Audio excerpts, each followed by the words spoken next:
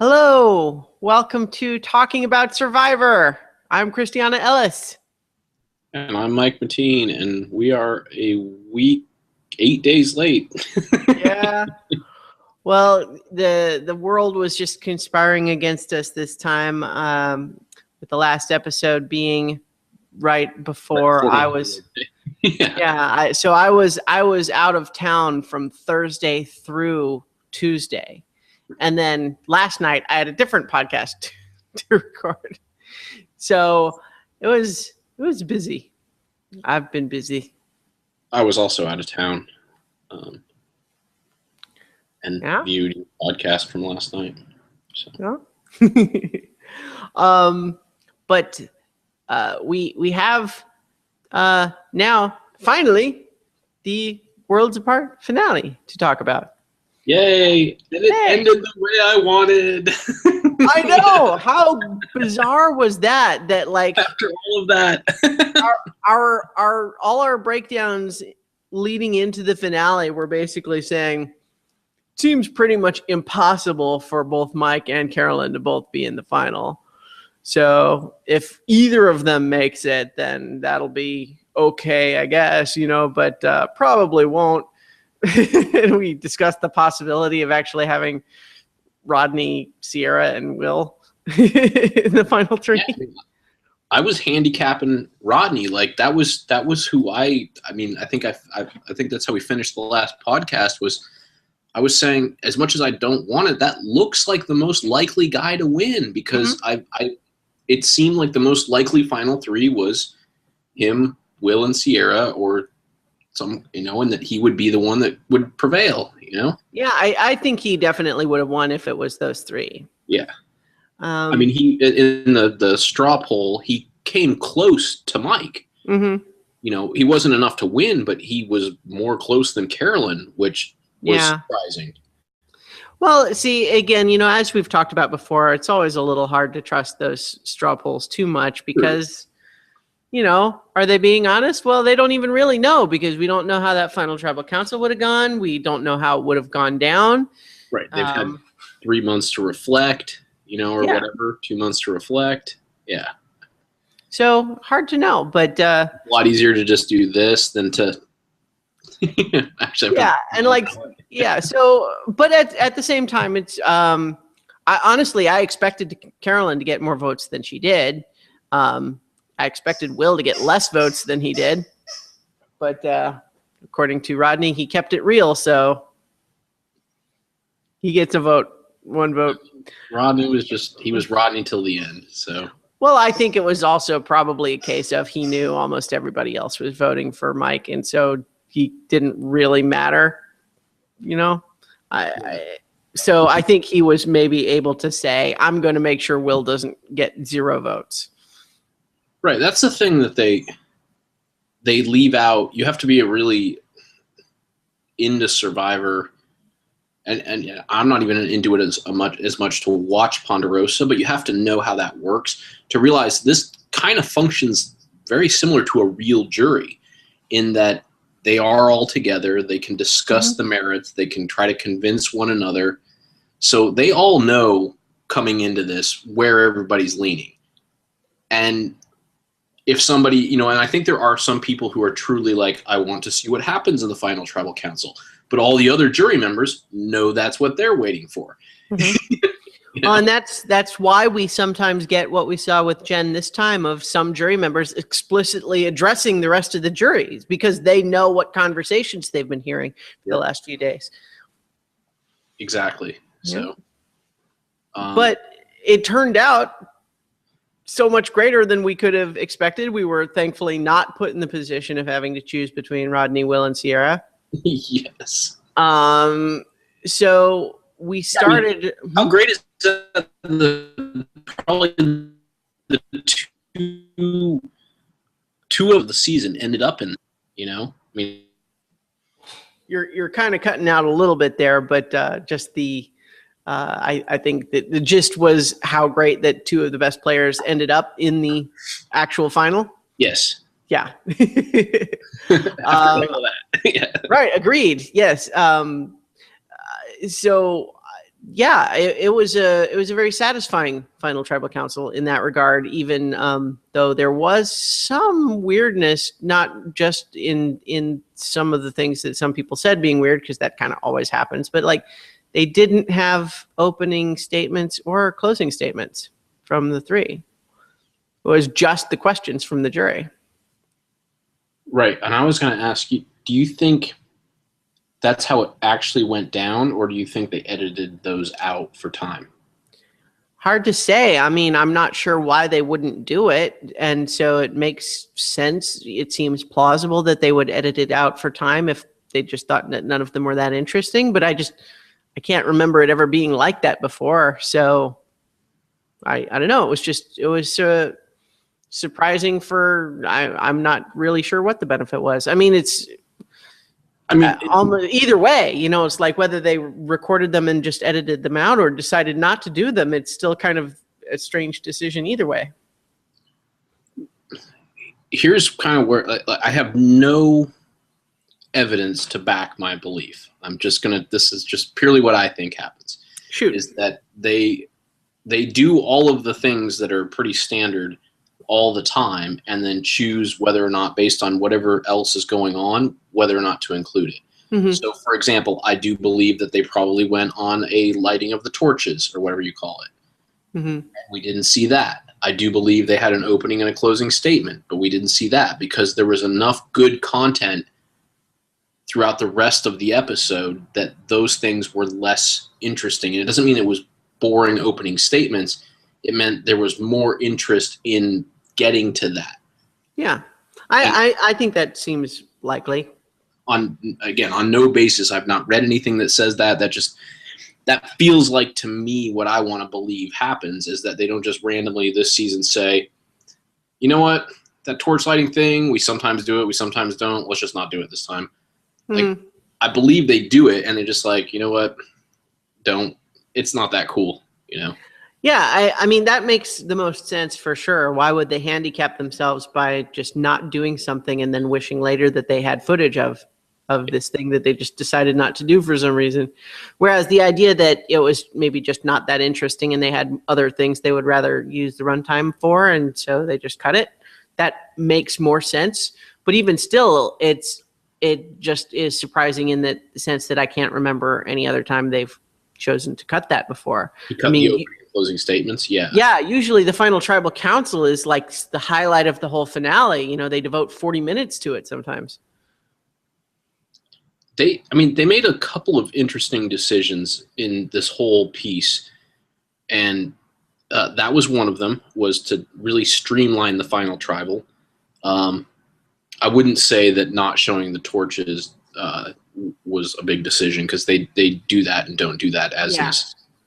But the focus in the reunion show on promoting next season took up way more time than recapping this season, to the point where Probst had specifically said that we were going to get to some things that we didn't even get to because he needed to get to this promo thing, this whole elaborate, like.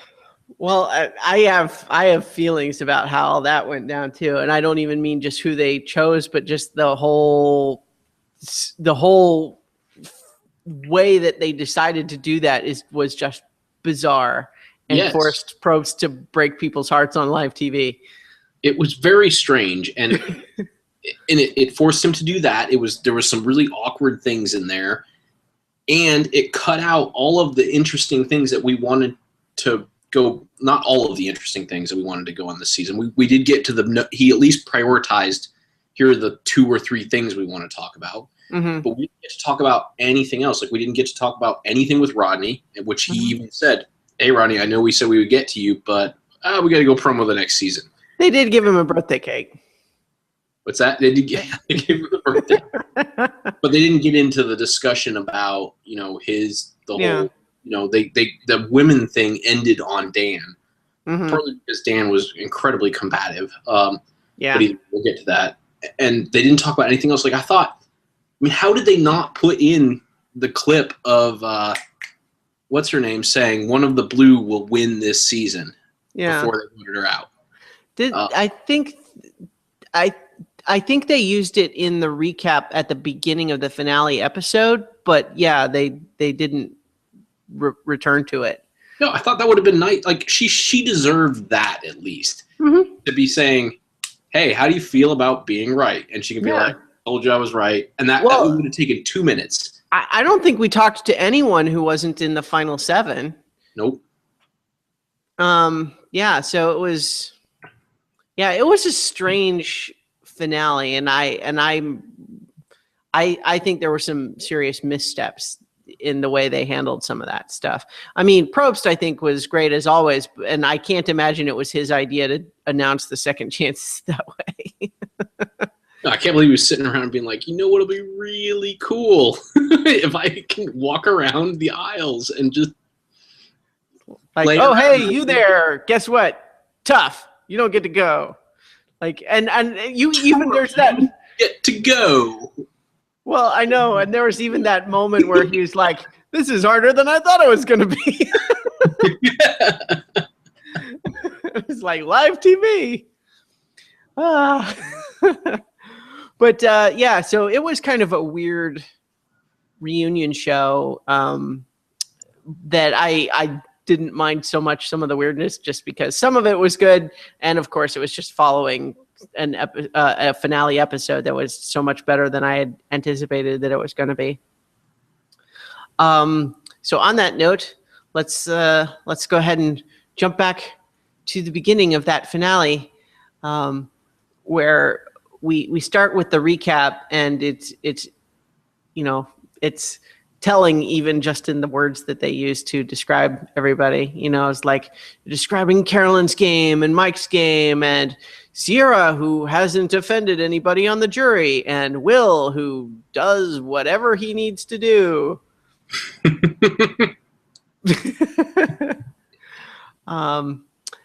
But then Carolyn is this impressive performer. She's older, but she's won 2 immunity challenges, individual challenges, and then she's got a big target on her back.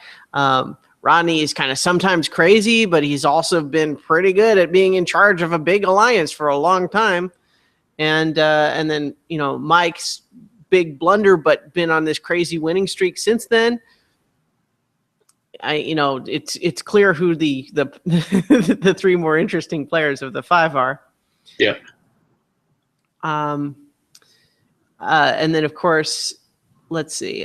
So Carolyn, of course, is super happy about the outcome of the tribal council and her play of the idol, and then that hilarious exchange where last time, yeah, that you didn't tell us about the idol. That was just a huge mistrust, and she's just like, what?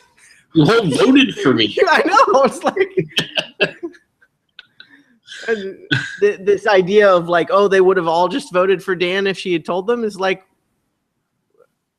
you could have all voted for Dan anyway. Yeah. And what would you have told Dan? Like, how would he have felt about that plan?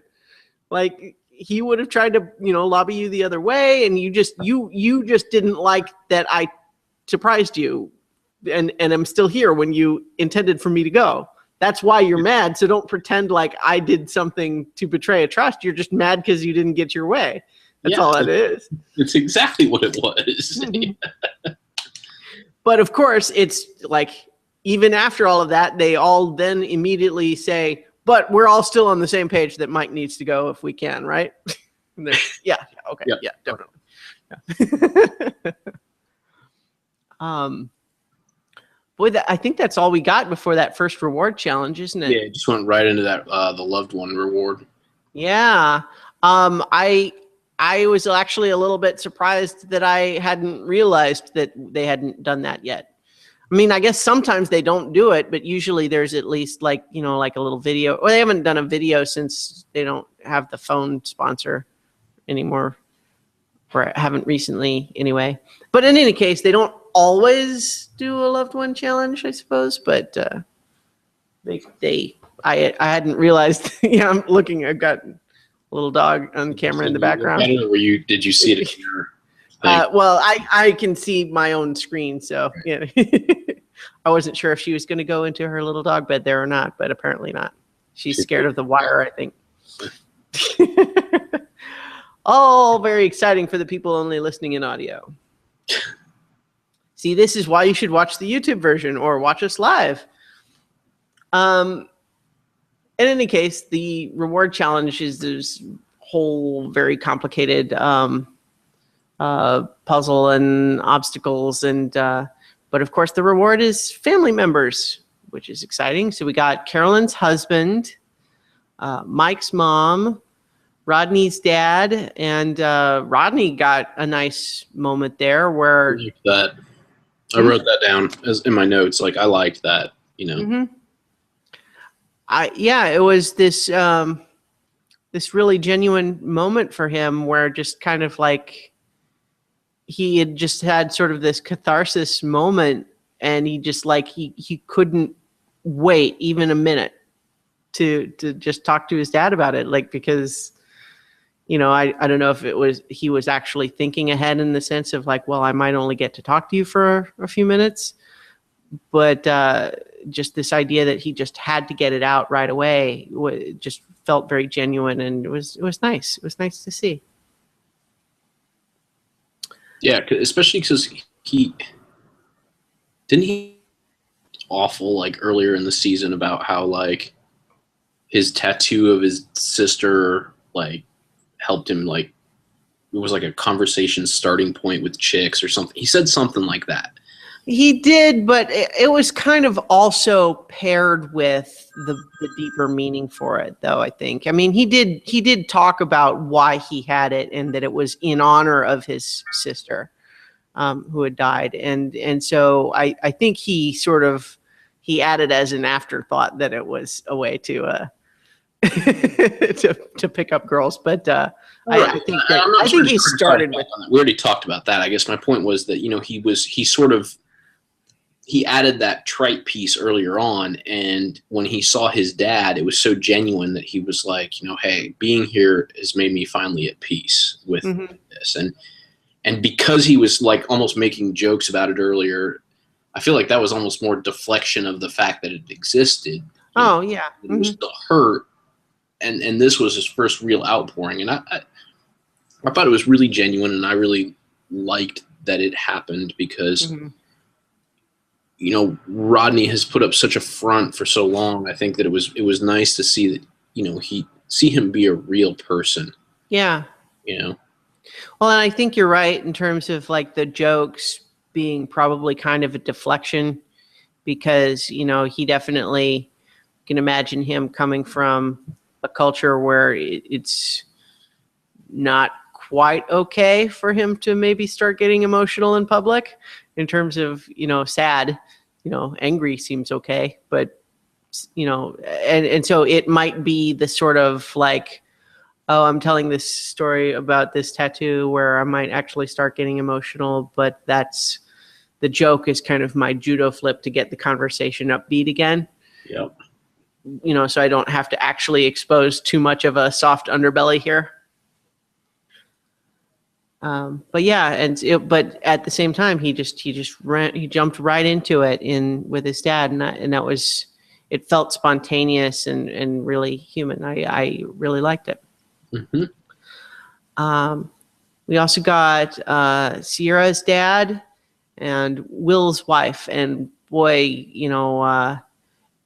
she was really emotional, and that just got him just super energized. Yeah. Wow. To the point where he was actually the first through that net crawl, and, he wasn't quite able to sustain that, but still that was kind of an impressive, start to the challenge that we hadn't really seen from him before.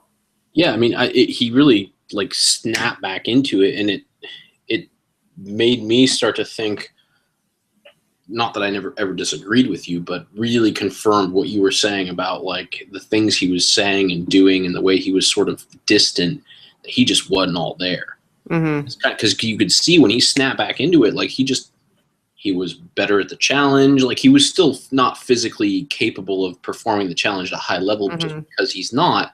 But when his mental train came back on, man, he was a different guy for a little while there. Yeah.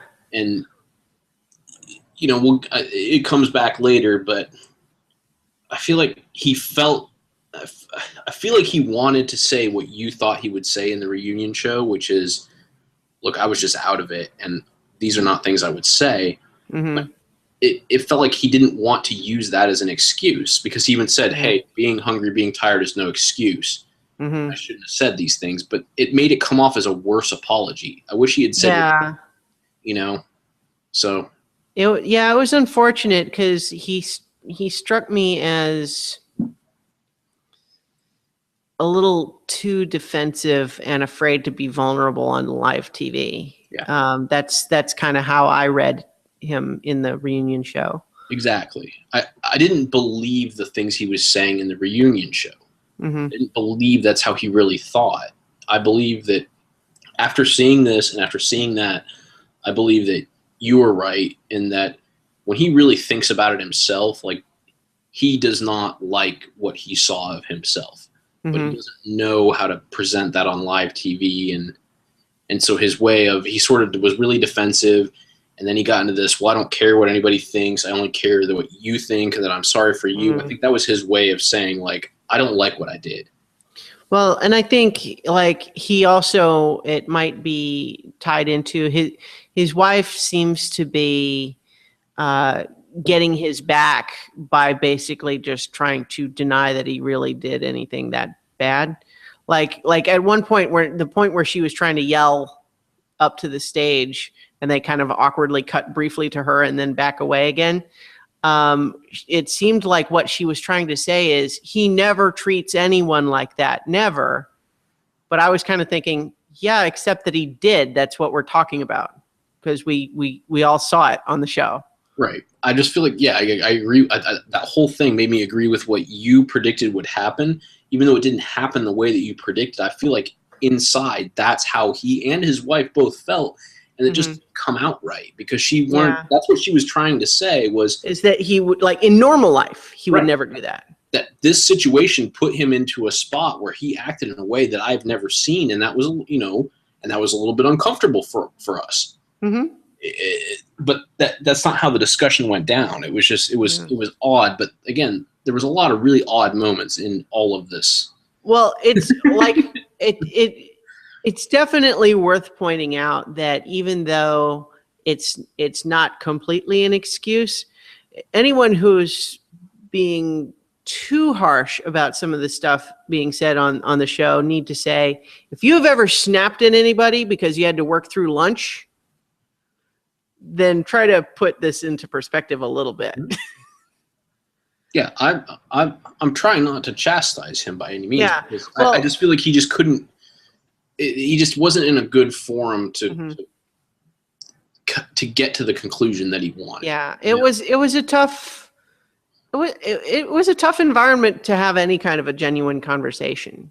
I mean, not only knowing you're on live TV and it's this big culmination thing, but all the audience there, and you're talking about something that's really kind of painful and personal, and some people can do that better than others, but especially when you're in the position of having that kind of ugly thing to defend, that's a hard place to have that conversation.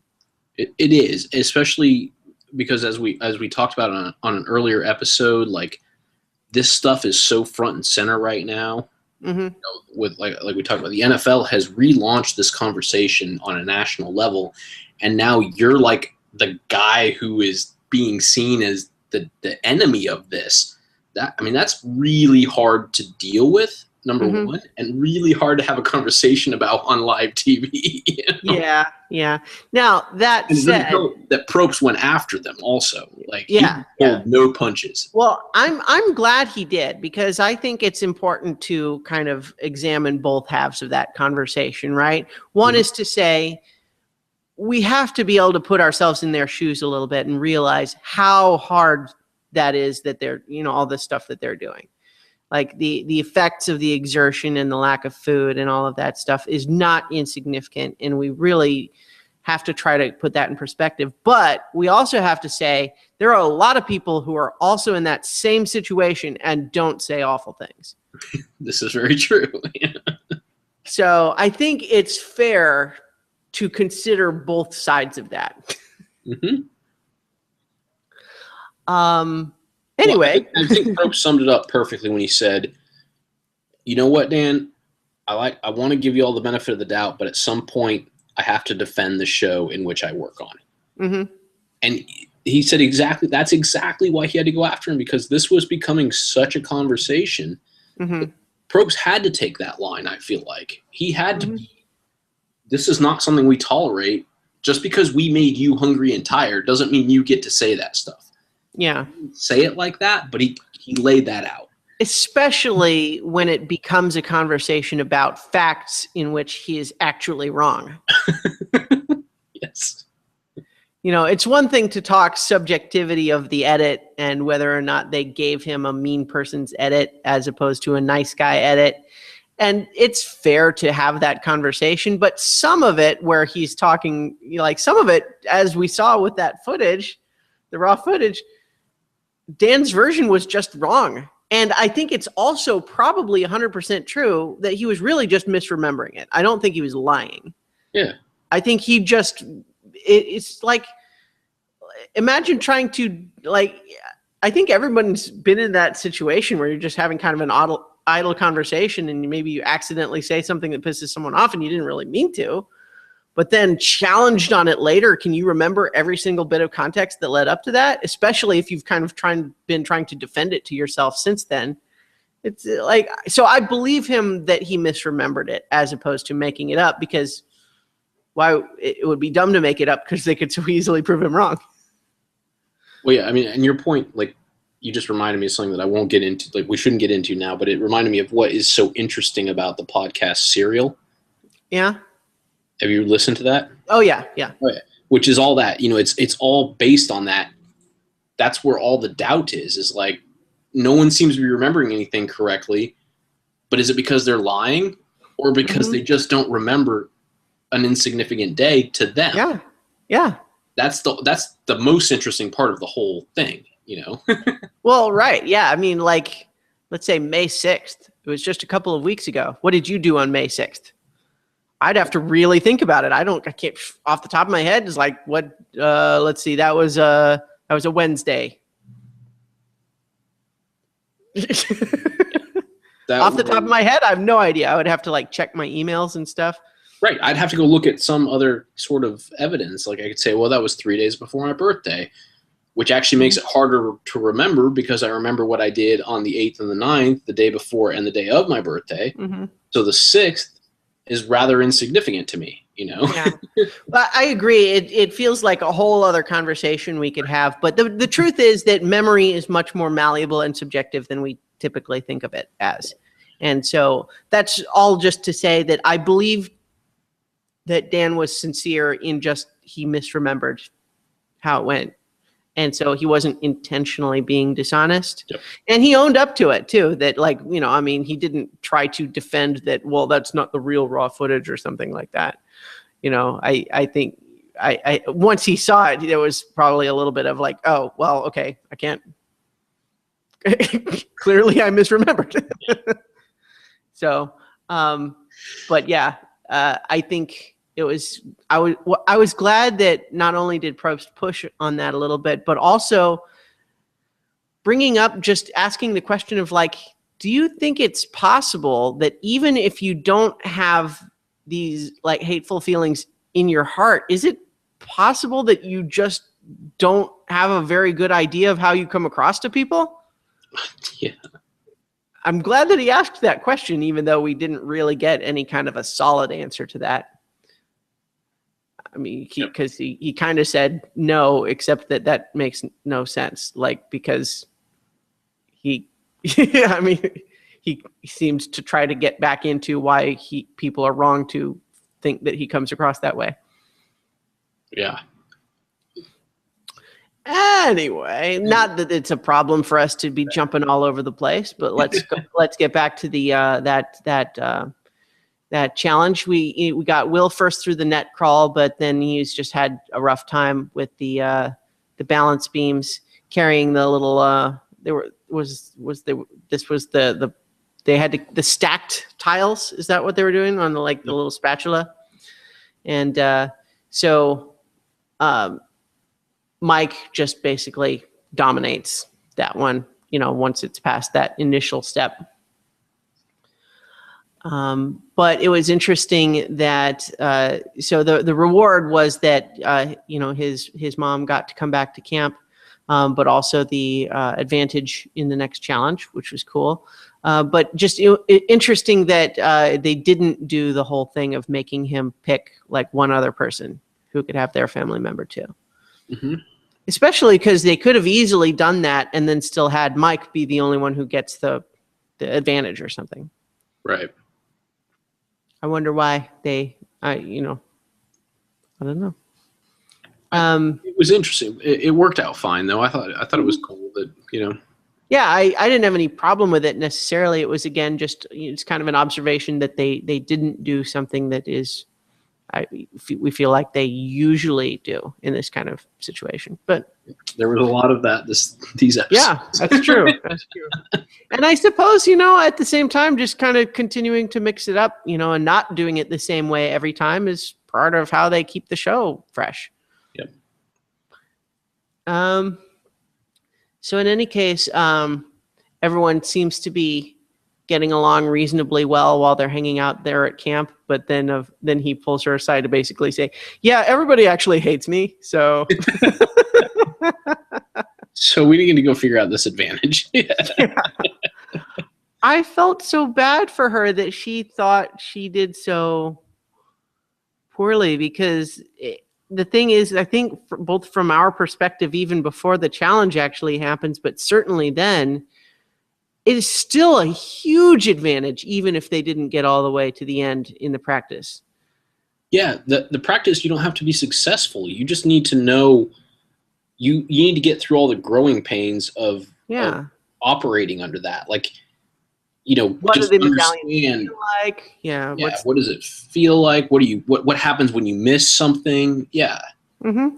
It was clearly a huge, huge advantage, even if she wasn't able to. Like, he probably wouldn't have been able to just memorize it turn by turn regardless. It's just too complicated for half an hour. So even if she had been able to direct him perfectly, that almost would have been not as good because he wouldn't have been able to explore all the little nooks and crannies and kind of get a sense of what that feels like. Right. What does it feel like to get into trouble and then get out? Yeah. And that's where the actual advantage comes in. Right. And so it was really kind of sad to see her feel like she let him down. And so especially since I was thinking even then that, like, don't feel bad. He still really helped, I'm sure. I bet we'll see it in the challenge. And then sure enough, we did. He just absolutely just annihilated that thing. And it wasn't because he had memorized the route. It's because he knew how to operate in the system. Yeah.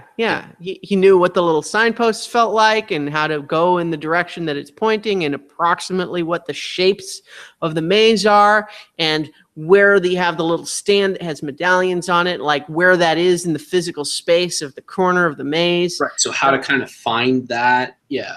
Yeah. And so just all of that, just not having to fumble with that stuff in the same way that everybody else is because they're doing it for the first time. Yep. So like he won with 4 medallions and the actual idol when everybody else only had 2, and that was even after they started helping each other halfway through. Yeah. I don't. Yeah, that wasn't just all on his skill. That was. I mean, he had 30 minutes to learn the system, and once he learned the system, he just needed to operate. I hope once I mean, he probably told her anyway when he got home, but I hope once she saw it that she felt better in terms of recognizing how much of an advantage it still was. Oh, I'm sure she did. I mean, you could tell watching him go through it. He moved through that maze with confidence. Yeah. Because he knew what he was doing and he knew, there was just a different, like I said, I guess confidence is the best way to put it. Like everybody else is kind of like learning and touching and doing, and he's just, going along, finding the spaces, it was clear. I really believe that she was like, oh, I really did help him by, doing that. So. So let's see. I really liked the maze. I liked the element of the little signposts with the arrows in it, and the idea of the off-center idol that you have to get after you get the four corners. And just, they do blindfolded mazes almost every season, but I always like them, and I thought this one was a good example. And so, and of course, just having Mike win immunity again was both of us saying, whew. Yeah, I was cheering. Like, yeah.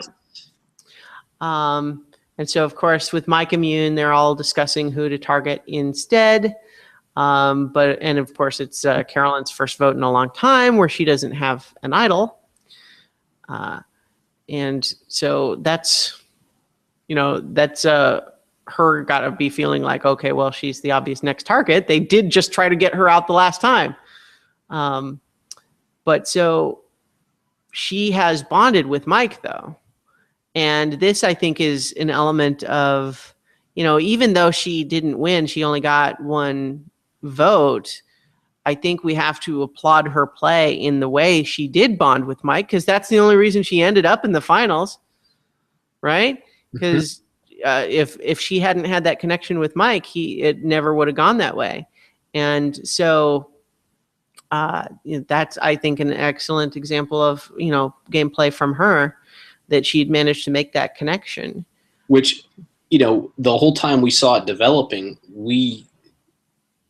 she had the power, and it was more like, I'm going to develop this connection with Mike in case I ever need to use him to help me. But it ended up flipping, and because she had done it genuinely, he was able to help her. Yeah. Well, and I think she was also aided just a little bit because of this whole thing where he was saying, I want to try to not let anybody else from the from the blue collar make it to the end. That's also true. Yeah. But I at the same time, again, we can't discount her role in that either, because I think it was the obvious choice for Mike to not bring her. But then that's not what he decided to do.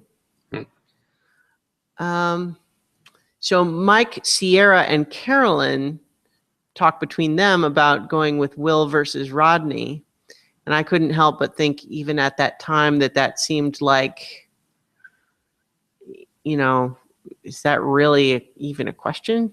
Like, why? Like, I couldn't help but feel like something about this conversation, like someone's not really, like, how would they not just immediately think that Ray should vote Rodney out before Will?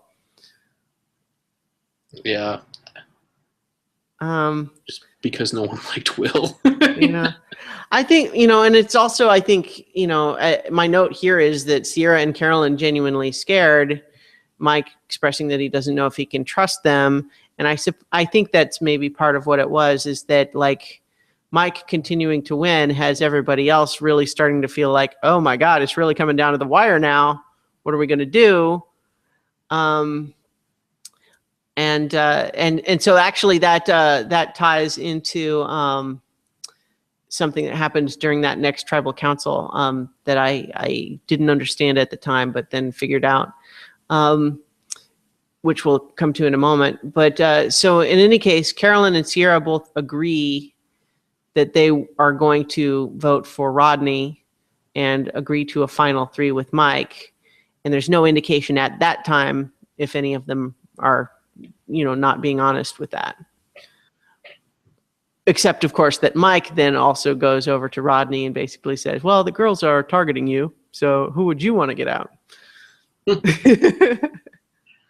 because what does Mike have? I mean, Mike knows at this point he has to win out. Mm-hmm. So, yeah, great. Like, go frustrate everybody. Just go poke them all. Like, why not? I think that's absolutely what he's doing, is he's trying to keep everybody jumping around like crazy. It doesn't work. Rodney is a weird character, so his reaction is not necessarily what we might expect. He wants to emphasize to Mike that Rodney don't kiss no man's ass. No, he does not. Like, all right. Okay, so Does that answer my question? Not really. Yeah, that wasn't why I came here, Rodney.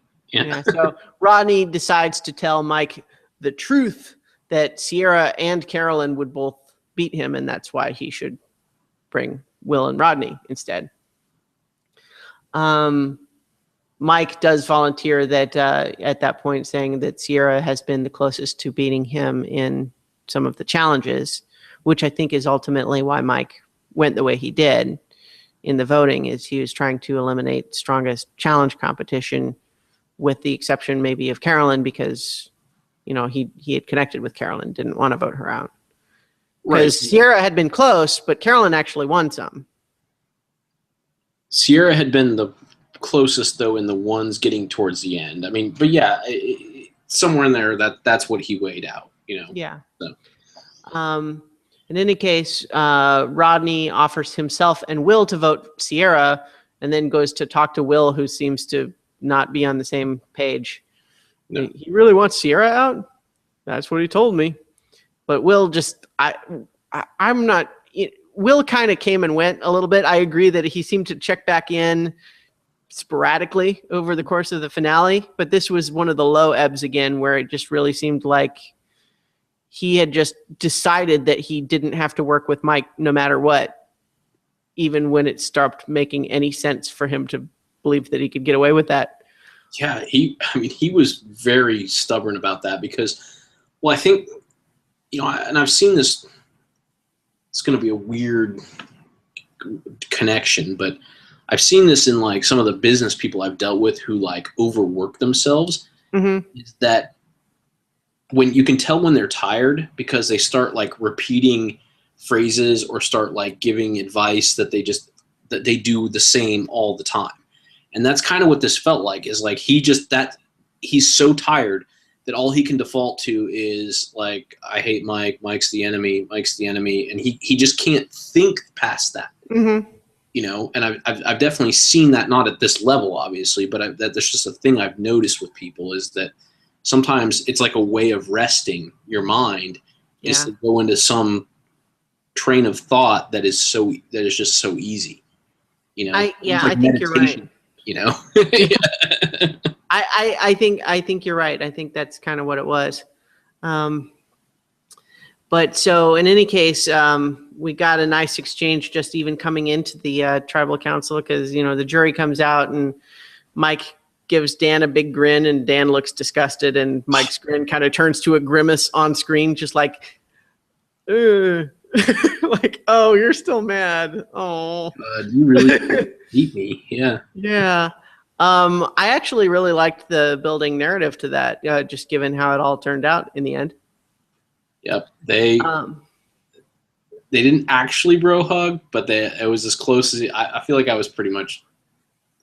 Yeah. It was. I'm not sure if I can't off the top of my head think of another time that someone in the final tribal council has got up, gone back to their seat, and then come back out again. And of course it would be Dan to do that, just because why not, you know? But in any case, Mike at this point is, you know, basically just saying, I love you guys, but I can't trust any of you. And Rodney declares that he promises on his sister's life. Not to be insensitive about that, but I always kind of was like, but she's dead. So how do you promise on her life when she's not alive? Is that how that works? Not how that works. No. I mean, not that it's important, but at the same time, it's just that he misapplied the figure of speech there. He's intending to just try to emphasize how serious he is about voting the way he says he's going to vote, and not seeming to realize that Mike being immune is almost in a position where he doesn't care either way. It's like, you can't vote me out, so it almost doesn't even matter. Yeah. Sierra, and this is where I got a little confused, and even Probst did, because Sierra started making the case that she's a player, she deserves to be here, and Probst was kind of saying, you're kind of saying the opposite of what people usually say in your position. Shouldn't you be arguing that you're not a threat, that you're, but and I don't think she made this case very well in terms of explaining it at the time. What makes sense after the fact is, if we're going to get rid of Mike, somebody's going to have to beat him in the next challenge. Right. And I'm the competitor who could maybe do it. And I think that's what she was really trying to get at, but it didn't really come out clearly at any point. Right. I think that's why she was making that case, even though it was counterintuitive in terms of normal Survivor play. I think so too. Yeah. Will, at this point, completely undermines Rodney's whole argument by declaring to Mike, well, if you don't win immunity tomorrow, you're gone. And Rodney's like, dude, you could see Rodney giving him a look of just going, oh, God. Like, can't you see I'm trying to do something here? I honestly thought after Will said that Mike was just going to vote Rodney out, because I guess I hadn't given Mike enough credit to think through that Sierra would be a tougher competitor against him, but that, I guess because the way it was edited made it look like he would, he had the potential to go with Rodney and them to vote Sierra, because he thought that maybe he could be in the final 3 with them if he didn't win immunity. And then so when Will declared that, I was like, is Mike just going to be like, well, okay, obviously you're lying, I'm just going to vote you out now. Yeah. But Mike obviously, should give him a little more credit, had thought through it a little bit better. Well, I think it also comes back to what he said at the beginning, which was to just say, look, all of you are promising me final 3 in exchange for voting the way you want me to vote. I don't believe any of you. Yep.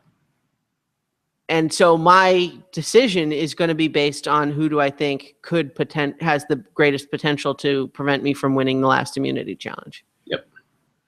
And so I think that's ultimately why he still voted for Sierra, even though Will was undermining Rodney's attempt. Rodney's whole attempt, yeah. Yeah. Will is just, he's not very good at this game. No. Yeah. Dead fish. He is a dead fish, and he was taken to the end because he was a dead fish. Yep. In any case, I was just thoroughly amused by Rodney's reaction to Will saying that. I mean, he didn't say anything, but you could just see it on his face. He was just like,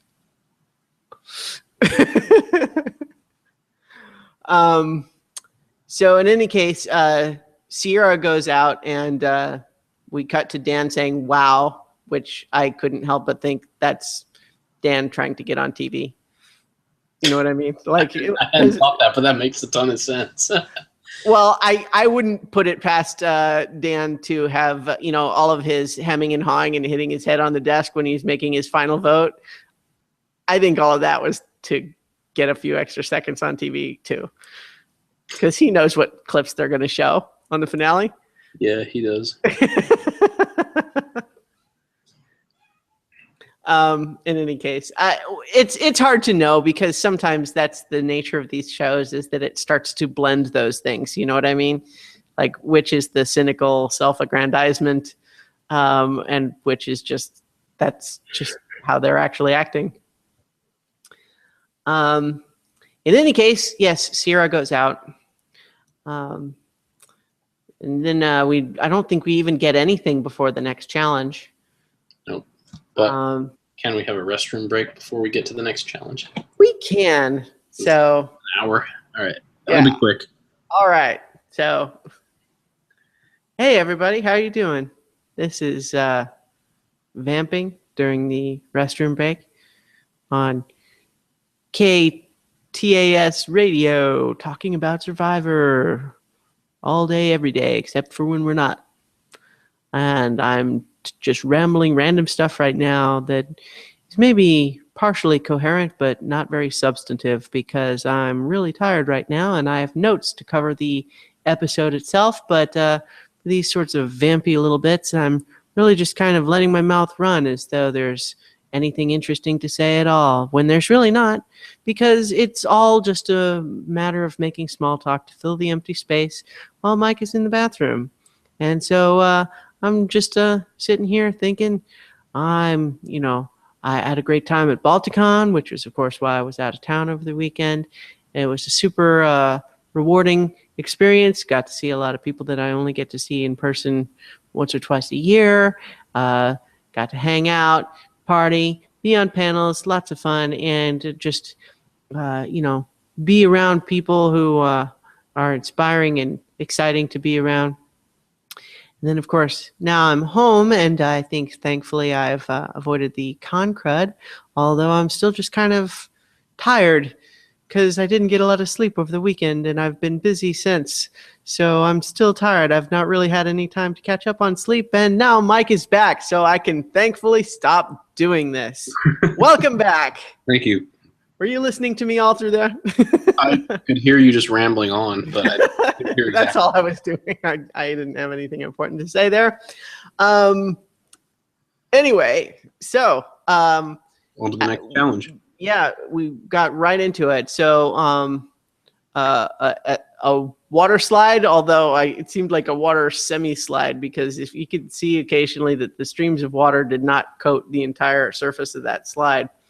And there's at least one point where I thought I saw what looked like Mike leaving a streak of blood on the slide, but I can't help but think that it must have just been an optical illusion of some kind, because otherwise we would have been commented on, I think.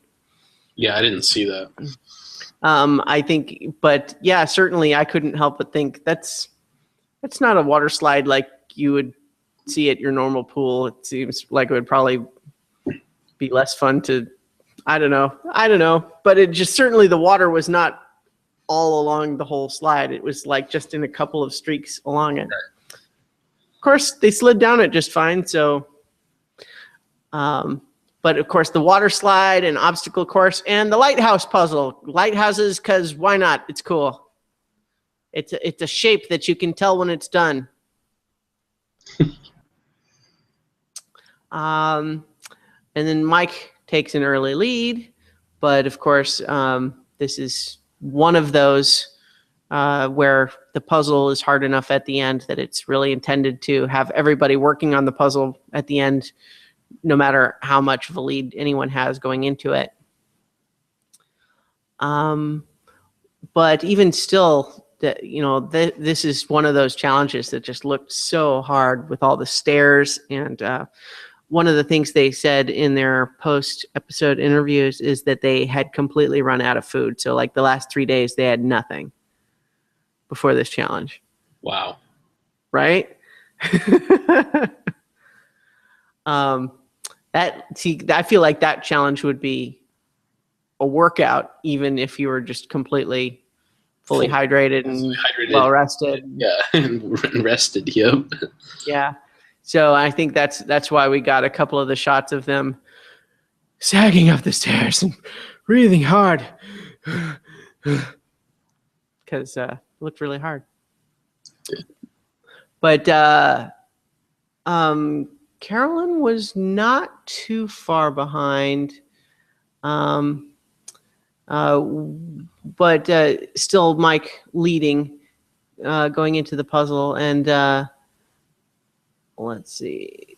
And then, once he gets a couple of pieces in, he just got into the rhythm of it, and he was just plowing past everybody else. Yeah.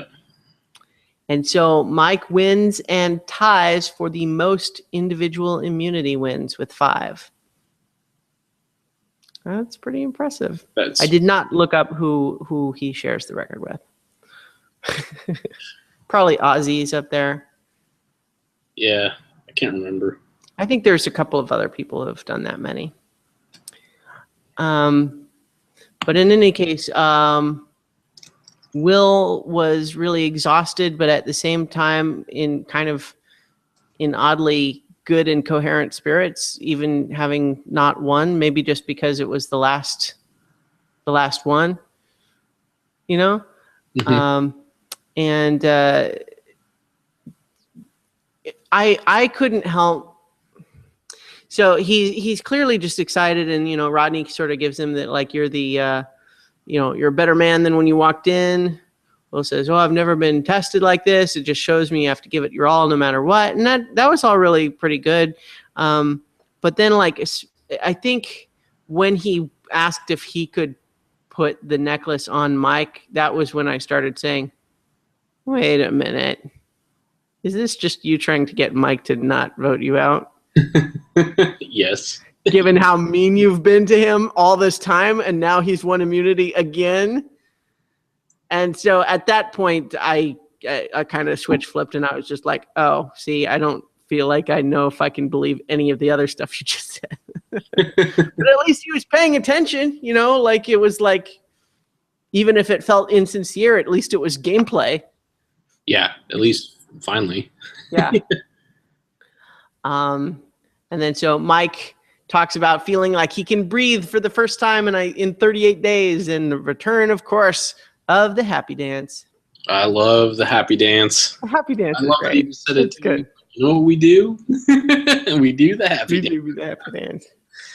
But I also like that, you know, Mike did not let it go to his head, in the sense that it's like, I still have a really big decision to make here, you know, in terms of who goes home, especially because I think we're all assuming that the obvious choice is to send Carolyn home. She's the one that seems like she has the best chance to beat him in the final. Mm-hmm. And so, and yet he has made this connection with her. There is that element of like, well, given everything that Rodney did, do you really want to take him to the end? Maybe not. But there's also this element of knowing that Rodney and Will are going to vote with each other. So really the best Mike can do is offer Carolyn a tie. But this idea that he's willing to give her advanced knowledge, even if ultimately it's hard to know how much difference it made. This was, you know, the the fire making challenge was not impressive. No, it was not impressive at all. Again, you know, it comes back to one of the things that I feel like we haven't even commented on in a while, because it seems like, generally speaking, players have been getting better about this, but just especially when you know that it could theoretically come down to this.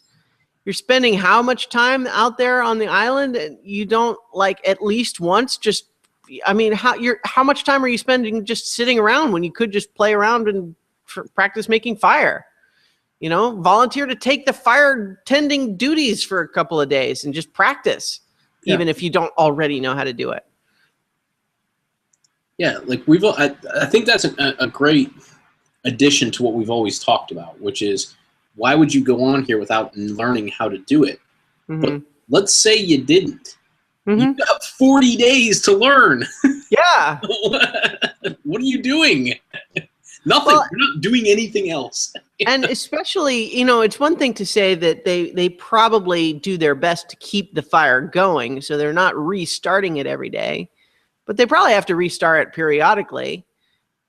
And certainly, you know, just it seems like a no-brainer that, especially if you already don't know how, to figure it out, if for no other reason than because this might happen. Yep. But the idea that both of them were so incapable. I suppose it's also true. We have to remind they've got a lot of other things on their mind, and there might be this element of like, hey, are you practicing fire just because you think you might be in a fire making challenge? I don't know. But even still, just so he gives her the advanced knowledge, and she can't make it work even with 2 hours of practice.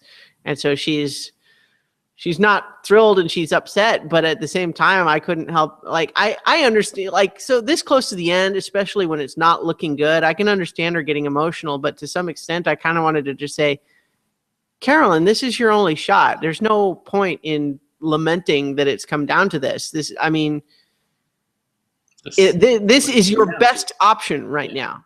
Yeah, you know, there is not another option. Yeah. Yeah, and so I think that that's maybe actually just where the emotion came from, was understanding that it was her best option, but fearing that it was not going to work.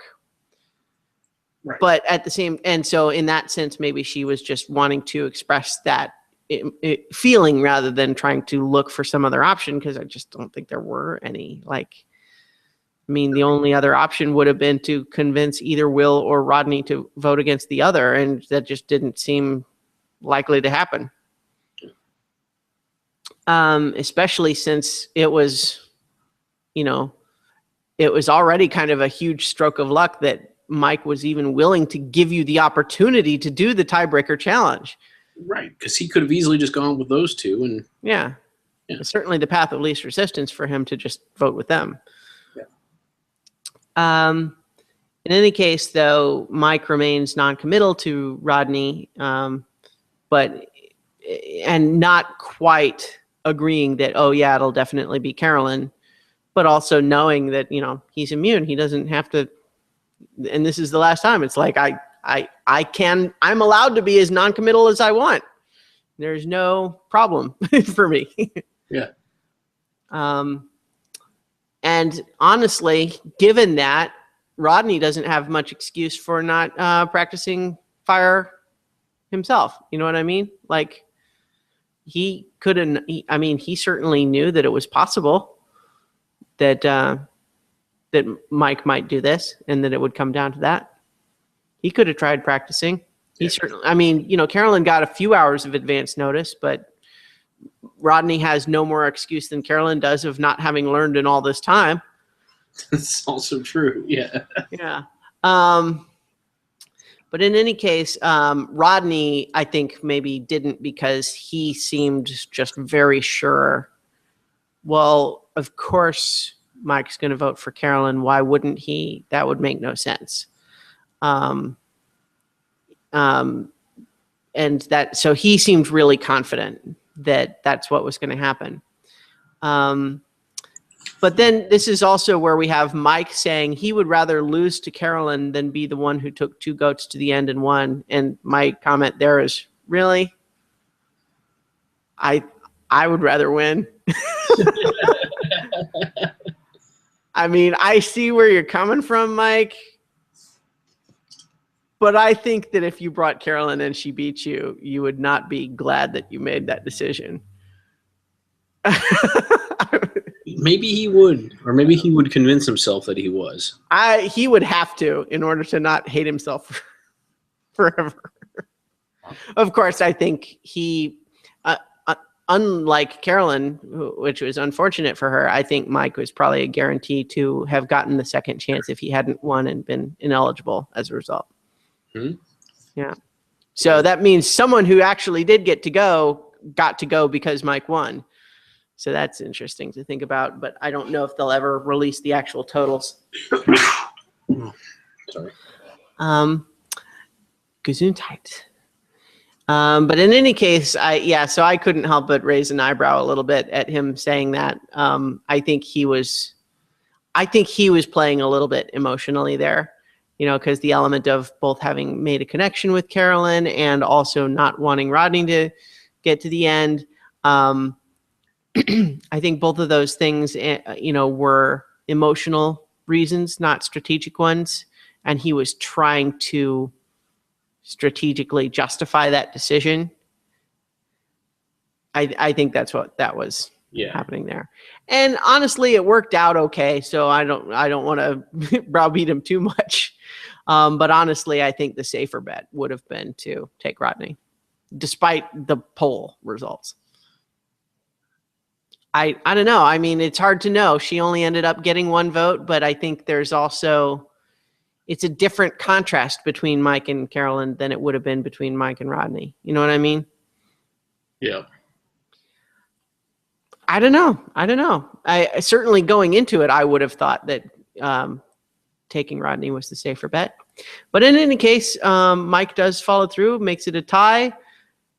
53 minutes in, they finally, after repeated new flints and, hey, can I have the old flint back? That was so, just it sort of started this whole bizarre like next hour and 20 minutes. Like Yeah. this thing was so surreal. I was just watching. I was like, what the hell is going on? I think if I recall I believe I read somewhere that it didn't quite go as long as the last time that this happened. And I don't mean the last fire making challenge. I mean the last time that they had a fire making challenge with two people who are just utterly incapable of making fire. I do remember that one. I think that if I recall correctly, that one went a little longer in terms of total elapsed time, but it was just as awkward. Yep. And also, this was the last time we had a very serious discussion of why do you not know how to do this? Yeah. Well, and also just like Probst actually running out of clever things to say. Like, if you were alone, you'd be in trouble. I actually quoted that. I wrote that one down just because I was like, yeah, that's Probst running out of stuff to say because this is taking so long. Yeah. You know, Rodney gets a flame, but then he loses it. The jury is looking disgusted. They actually start blurting out stuff even though they're not supposed to talk. And and then Rodney's flame was the first to get to where the top of it was at the rope, but he didn't have enough structure to really support it. And then so Carolyn actually building the structure allowed her to win. And Rodney was not a good sport about it, at least not at first. It seems like he came to be a little bit more reflective about it as we saw, which was kind of nice that we actually kind of got a follow-up clip, because that first thing was sort of like, I'm out of here. That's aggravating. And then Mike tries to offer him a fist bump. It was a good try. And he's like, whatever, stupid piece of shit. It was like, all right. All right, because I didn't just automatically take you. Yeah. Yeah. Because you had to earn it and you didn't. Yeah. Rodney throws his shirt in the fire, which makes a bunch of smoke that blows on everybody. And all of this happening just as we are gobsmacked to realize that Mike and Carolyn both in the final three, which was just crazy. That we thought had no shot of happening. Yeah. So at first we have Rodney's final words. He's just using it to call Mike names.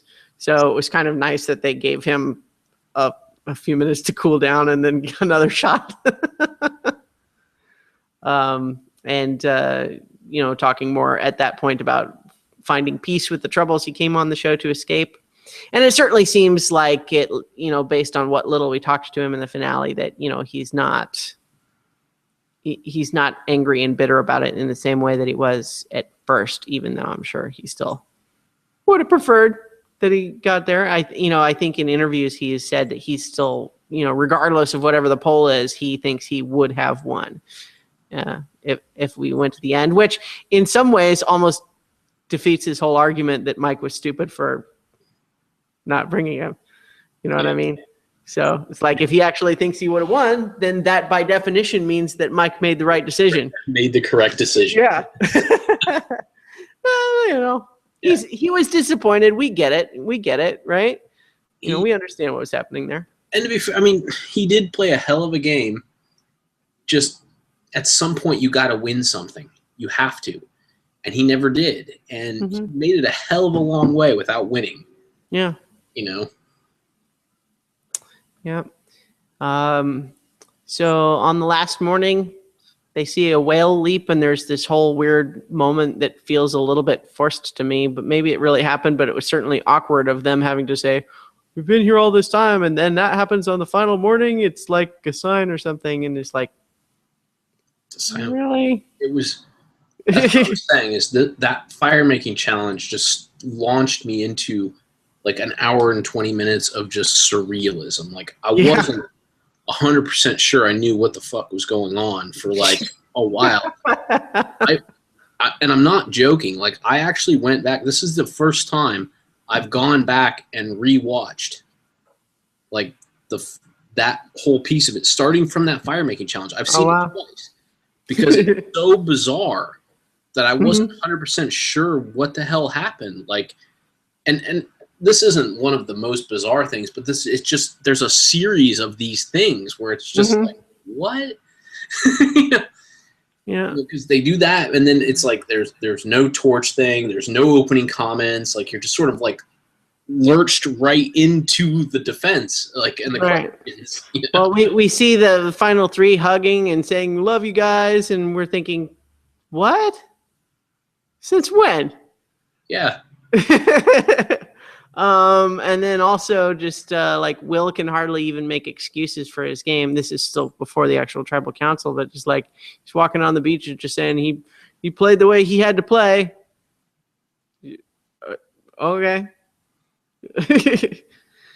you know, but it was interesting that the final three also just coincidentally happens to be one blue collar, one white collar, and one no collar. Mm-hmm. You know, I bet the producers were just going, yes. You know, just a little detail, you know, obviously not the most important. You'd rather have interesting people there than to just work out like that. But given that it worked out like that, it's a nice little cherry on top there.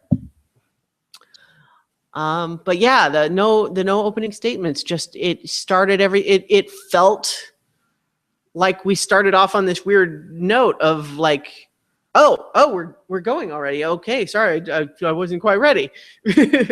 That's what I'm saying. Like the first time you watch this, it's just like, what? Like you're thrown right into it, Mm-hmm. and then it just doesn't stop, and all the way through the reunion show into that bizarre like way that the reunion show ends when you just leave the end of this piece of time with like, I'm not really sure what happened here, you know? Mm-hmm. So yes, right into the questions. So Joe was first. Sorry, I'm Googling stuff. Joe was first, and he said his vote is open, but he needs honesty from everybody. He wants Will to man up and give real answers. He tells Carolyn that she's kind of cold, but she has outlasted, so he wants her to show how she is outplayed. He wants Mike to say what he did besides win 5 necklaces, and then he goes and sits down without actually asking any questions. It's like, all right. You know, he's just giving them instructions. Yeah. Next was Haley, who said she enjoyed playing with Carolyn, but wanted to know how the mother role hurt her, which is an interesting question, especially I think it was that actually I think was it came from a slightly weird place, but the idea that Carolyn was saying like being seen almost like a den mother made people not see her as an actual player, which gave her a little bit of freedom, but also just meant that, you know, people were not necessarily going to approach her strategically in the way that she might want them to. It's an interesting answer, but I don't know how true that feels to me. Like, do you think that she's right about that? I mean, it's one thing to say it's her perception, but I didn't get that sense. I don't think that that's the right answer. I feel like that is an accurate like description of her perception. I don't think she was making something up. Yeah. I don't think that's what was actually happening though. Yeah. I mean, everyone was calling her Mama C and all that, but that didn't seem to like, there was a lot of discussion of her as being a force to be reckoned with. That's why they were going to vote her out when they did. You know, Tyler was certainly working closely with her. Yeah. So I felt like they saw her as a player. I think she was just she was struggling to try to come up with an answer to a slightly strange question. But then next we have Rodney, who starts by calling Will his best buddy and asks him how he kept it real. And she eventually voted saying he did keep it real. Yeah, which he basically did just by saying, yeah, I know I sucked, but I vote for me anyway. Yeah, I was real. I also hated women, just like you.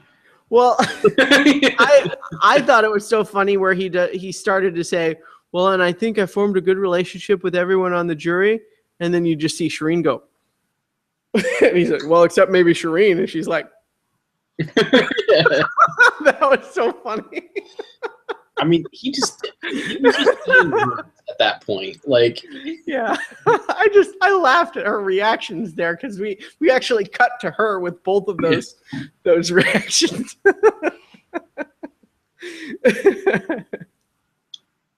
And then Rodney asks Carolyn what moves she made, and she talks about getting rid of Tyler because she couldn't beat him, which I think this is actually part of what ultimately hurt her in the final tribal council, is if she really felt like Tyler was her best move, but then felt like she actually had to kind of almost apologize to Tyler.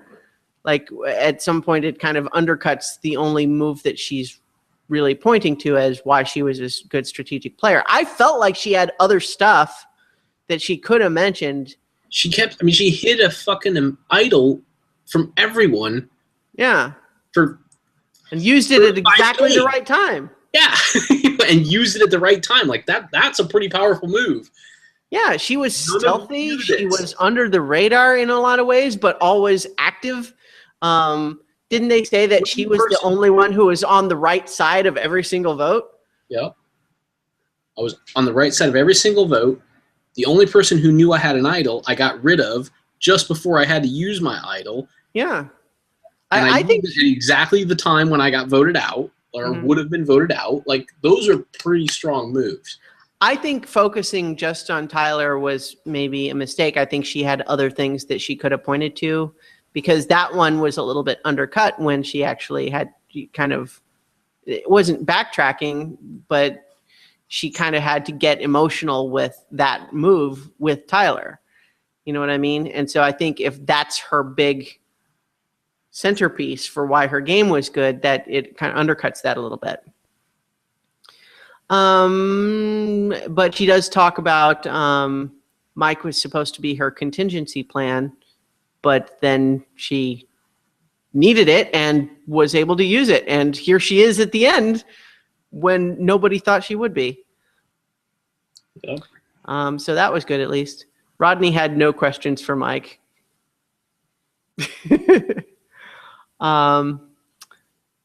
Tyler gets up and says Mike put most of the jury there, and I thought it was kind of an unfair characterization because it's not actually completely true. But also it's a weird way to frame it, like that's somehow like a negative. Yeah. The only way that Mike put them all there is that Mike was supposed to be the one voted off all the way along. Yeah. Put them there by not allowing them to vote him off. Yeah. Now, what Tyler goes on to say is something that it's actually been echoed a little bit in some of the other post-show interviews. People saying that, Mike, especially in the late season, did get a pretty solid winner's edit, which I think we could probably all acknowledge as being pretty likely. But that basically this idea that, what I saw was someone who was really just constantly paranoid and looking to destroy people. I think there's probably some truth in that in terms of the way he was acting. Now, I think we can put ourselves in Mike's shoes and saying everyone was against him for how long? Where he was just constantly on the chopping block and had to do everything he could every time in order to not be voted out. So we can understand where that mindset would come from, but we can also maybe see how it maybe left some people with more negative feelings about him than they would have had otherwise. Because he still won. Yeah, that's true. And then Tyler tells Carolyn that he's heartbroken. And honestly, I was pretty disappointed in Tyler's questions, because for someone who kind of acts like he is this strategic scheming mastermind guy he really, like, all of his questions and stuff are all these like emotional points, like, Carolyn, you hurt my feelings when you voted me out. Mike, you were mean. Yeah, I was never as impressed with him as that. They made him sound more impressive in the way they described him, his peers did, than I ever felt about him. Yeah.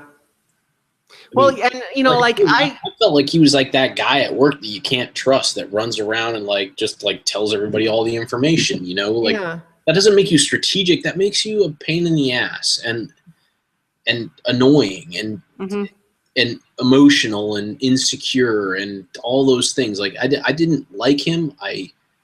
I completely understand why he is formerly of whatever agency he was working for. And I didn't think that he particularly portrayed himself very well with these questions. He did not come across as the one person that could have beat everybody. He didn't could have beaten anybody, It's definitely an example of how perception there on the island is what counts in the moment, even though it's not necessarily how we're going to see it later.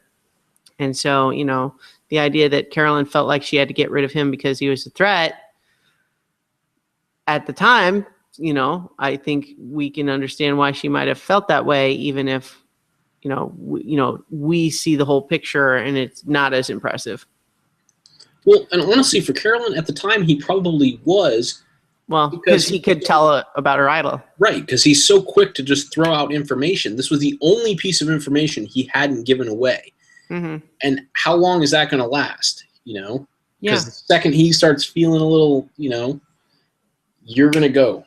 So he was a threat to her. He was not a threat to win the game, So, Sierra is up next, and she only has a question for Will, which was a little strange, but asks him, which trait from the others do you most wish you had? And Will says he likes Mike's work ethic, but then turns it into but I don't like how he goes about it, because he's bossy. Which, again, was kind of against the spirit of the question, but Will is a terrible player. Yeah.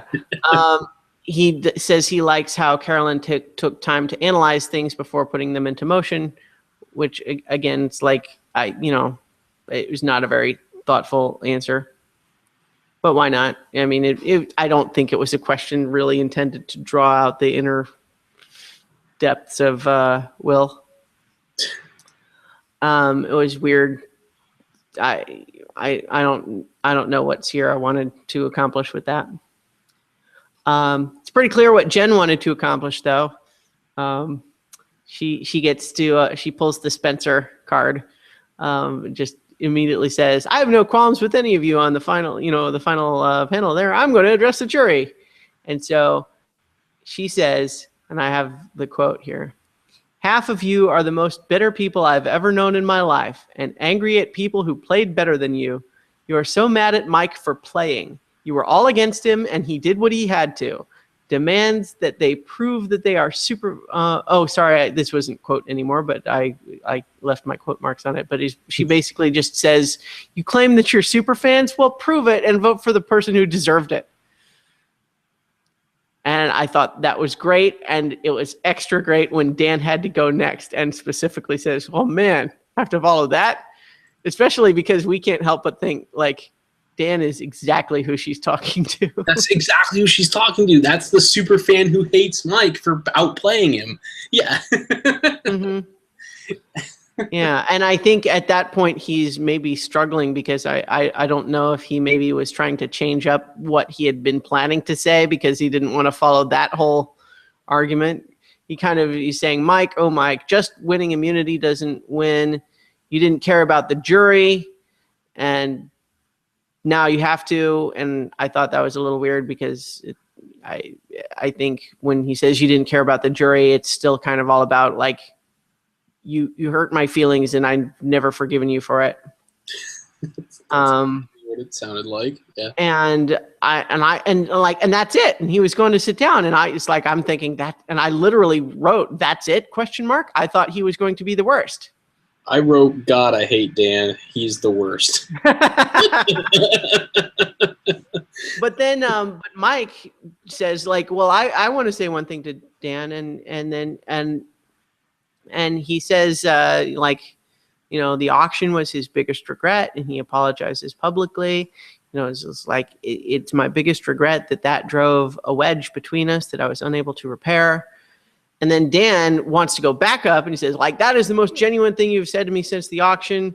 Kind of implies that, like, if you had just said that before, I would have forgiven you. I don't believe that's true, because I think Mike probably did say something to that effect, probably more than once. But Dan wasn't ready to hear it yet, and now he's kind of just been called on it. And you're nodding. Yeah. I am in 100% agreement with your analysis there. Yeah. Yeah. So at the same time, I couldn't believe it. It's like, oh my God, are they mending fences right now? Right in the final tribal council? How great is that? And I called it, like, maybe not in the tribal council, but I had said that was my biggest prediction. Mm-hmm. Regardless of who wins, Mike and Dan have a bro hug on the reunion show. Nice. And it turns out they beat me to it because they had it back in Maine, like, way before the reunion. Yeah. But I was right. They mended it. I knew they would. That was just one thing I just felt. Yeah. Yeah. So then Shireen goes last, and she is just as weird as we could have predicted. Mm-hmm. First, getting very emotional in terms of saying that, you know, between Mike and Will, it's just this really stark contrast, because Will was this bully and abusive towards her, and Mike was her protector. And so it's like the same time that she was feeling like it gave her an opportunity to stand up for herself, and she never expected to have a protector, and that she did have one was just this amazing comfort. In that she was a millionaire by age 25, but never mind that. And because that moment with Mike meant even more than that. And it's like, what? Wait, what? What did you just say? Oh, we're so glad you just spilled that right before you're getting to go on this Survivor Second Chance. Anyway,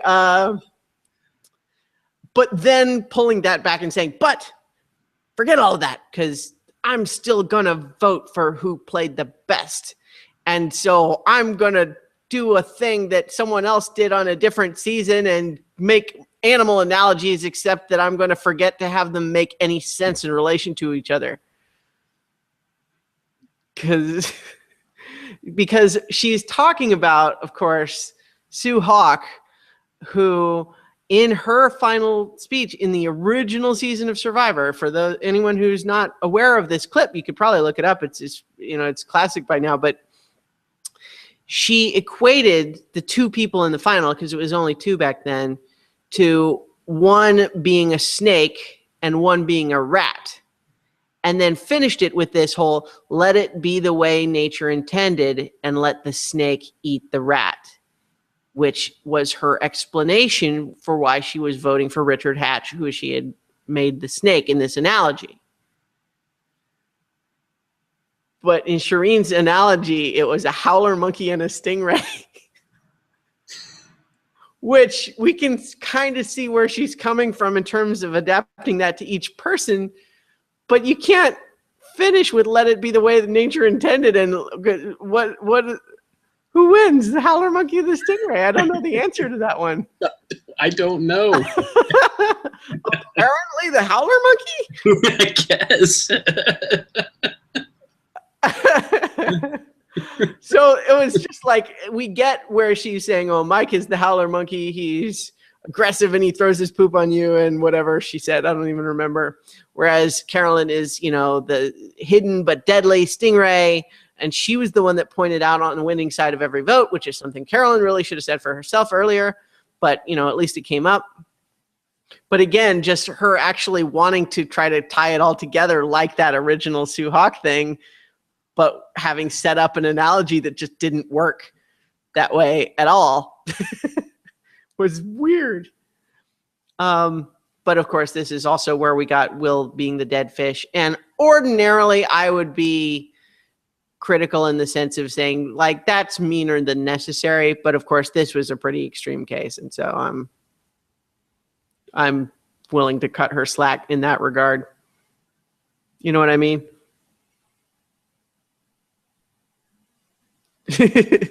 Yeah. Oh yeah. Yeah, because dead fish and then repeating that. I mean, it's like everybody kind of gets it, but it's really mean. But of course, he was also really mean to her. So,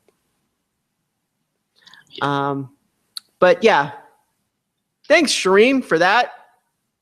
And then Probst introducing the votes by saying, "You are voting for either Mike or Carolyn or Will." I didn't catch that. I may have exaggerated the pause just a little bit, but I actually made a note of it because it just made me laugh that it was almost like he had to remember. Oh yeah, right. And Will, you could vote for Will, I guess. Probably did because he kept it real. Yeah. Oh, I just realized that we didn't even address so far 150,000% in the percent arms race that went on throughout this season and especially the finale. No, we haven't. I don't know what else there is to say about it except that it was funny that it became kind of a running gag. We saw Jen vote for Mike 150,000%. Yep. And then, of course, we saw Rodney vote for Will for keeping it real and Sierra voting for Carolyn without a lot of explanation. And, of course, you know, they did that so that we would see one vote for each. Little did we know at that time that it was going to be Will and Sierra and Carolyn's only votes. And then, of course, like I said, Dan looks distressed while voting, beats his head against the desk. And then I also said, apparently audibly, because we cut to all of the others actually looking over at him when he does that. It's like, what? What is he doing? Yeah. So I did actually wonder a little bit of like, really, Dan? I don't know. Some of he definitely seems like the kind of guy who would play that up for the camera. Yeah. Especially because, you know, he knows that that's exactly the kind of thing that they show. And he was right. But so then we get to the votes and Will and Carolyn only got one vote each. Mike wins and he is immediately on his feet, kisses Probst on the cheek, runs into the crowd to hug his mom without even listening to Probst say anything else. Very enthusiastic guy, this Mike fella. He is. I liked him. Yeah. And we didn't get a lot of discussion with him because he immediately tried to thank Jesus for allowing him to play loosely. And Probst was like, let's steer that back to strategy, shall we? I like Mike, of course. We're on the same page there, but that was a little weird, and I think Probst was right to try to cut that off. I mean, he is still kind of a weird guy, and he was a lot paranoid, and he made a terrible decision. Like, yeah, I mean, all those things are still true, you know. I mean, it was so bad at that point that I can't help but think like this might be the single biggest like turnaround in terms of a game, from someone going to such a low place and being like the public enemy number one halfway through the season and then still winning the game. Yeah. That's amazing. So in any case, that's why I get a little like skeptical when they say like, oh, he got a total hero's edit. I mean, he probably did, but he was doing enough things to get himself the hero's edit. Right. Well, and to win the game almost unanimously. Well, we have to remember too, before it's absolutely true that I think, you know, the idea of the edit is being subjective and potentially biased. Like, I think there's some substance to that, but at the same time, we have to remember the people voting didn't see the edit when they voted. Yeah. That's They what I'm saying. voted they voted based on what they really saw there in the field. But I think it's also true that knowing that Mike won, they maybe chose to highlight his better moments and de-emphasize his more negative moments, right? Yep. Doesn't make it Which is dishonest. It's just a different emphasis. right. It's their prerogative. It's totally fair. Well, and on that note, it's actually interesting. It's an interesting question, especially since we're going to get into like some of the stuff Will and Dan said. The show could have not shown that. You know what I mean? And it's a question of like, it was, controversial, but like, and it certainly got people talking, but is it as a positive or a negative? Because there are probably some people who disliked that enough that they wanted to stop watching. Is that going to balance out the number of people who would watch it when they wouldn't have otherwise because people are talking about it? Hard to say. So it's certainly a decision for them to show it, right? Yep. I mean, they might have to show at least some of it with Will and Shireen just because otherwise it makes no sense why they would act that way towards each other. But, a lot of the stuff Dan said, they could have just not shown that. It's true. But in any case, though, we have, and just to finish up the talking with Mike that we get, he does talk about how, like, as a gameplay move, the fake out at the auction was theoretically could be defended as a strategic move, but he just screwed it up so bad because he basically got punished for trying to make the move and then not actually making the move. So he didn't even get the reward. It's like, we've talked about that. Yeah. So in any case, we also hear that he and Dan have patched things up, which is nice. It makes me right. Yeah. Rodney's suit. Let's talk about Rodney's suit. Okay. And his hair. Yeah. What did you think of his suit and his hair? Like, what I didn't know what. That's why I had to go back and rewatch this. Like, I didn't know what was going on right now. Like, I felt like I was like dreaming what was happening when I first watched it. Like, it just didn't seem. That's the best thing I can say about that. Like, and he was a part of that. I felt like he was dressed like a 1970s used car salesman. It was really strange. It didn't make sense.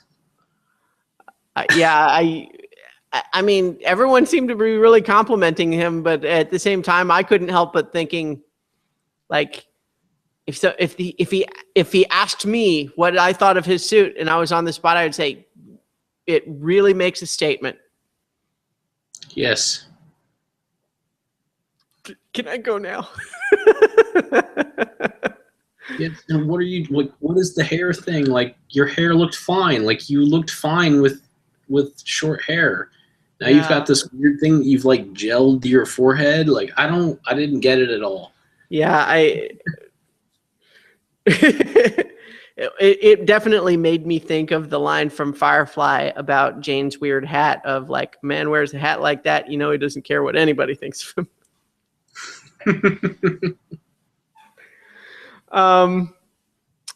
In any case, though, he insists that he thinks he would have won. We had the little straw poll indicating Mike would have still won, but it might have been closer.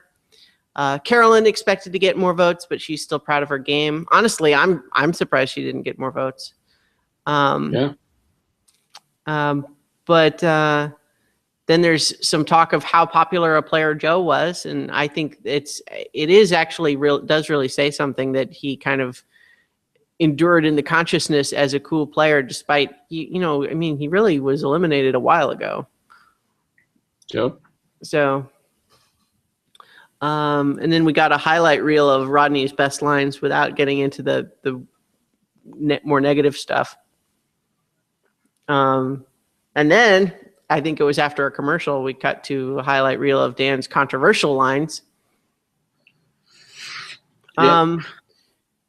And see, like, even though I feel, I stand by my previous assessment that he still does not actually get what was wrong about what he said and what he did. He really he understands that people are mad, but he does not actually understand what's happening, I don't think. No, And I don't. he at least makes the token effort of going for a sincere apology. And I believe it at the same time that it's hard to take the apology too seriously when you know that, like, well, you're not going to be able to fix your behavior because you still don't actually understand what you did wrong. You're saying you're sorry because you understand at least that you hurt me, but you're not going to be able to stop doing it because you don't understand what you did in the first place. And so, and then I liked, as we kind of talked about this a little bit already, but Probst specifically saying, you've been out there telling people that we misrepresented you and took some of those things out of context. Let's go to the tape.